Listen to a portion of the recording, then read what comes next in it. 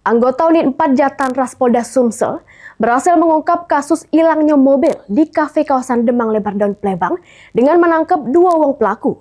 Ironisnya, kedua pelaku merupakan kawan korban.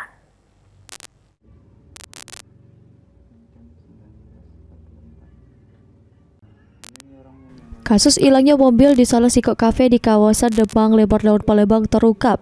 Sesudah anggota unit 4 Jatantras Polda Sumsel berhasil menangkap 2 orang pelaku bernama David Sabo Erik. Kedua pelaku tak lain merupakan kawan korban yang sebelumnya sudah direncanakan.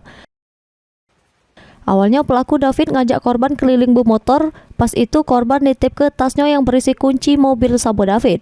Pas lagi di jalan, tas korban dijambret yang ternyata pelakunya bernama Erik. Dari situ pelaku David bermodus ngajak ketemuan korban di kafe tempat mobilnya hilang. Sesudah ditunggui tak datang, korban terkejut pas nak balik ternyata mobilnya tak ada lagi. Dari pemeriksaan polisi, pelaku sengaja ngajak ketemuan korban untuk nyetak mobilnya.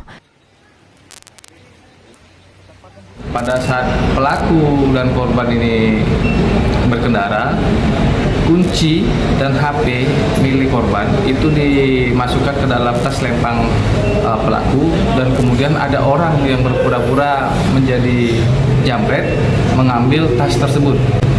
Kemudian pada selang waktu seminggu kemudian, korban dan si pelaku inisial D ini bertemu terkait dengan kendaraan ataupun bertransaksi kendaraan, yang mana pada saat itu pelaku tidak datang.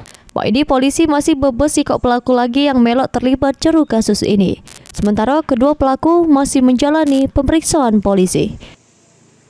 Mulyadi, PAL TV.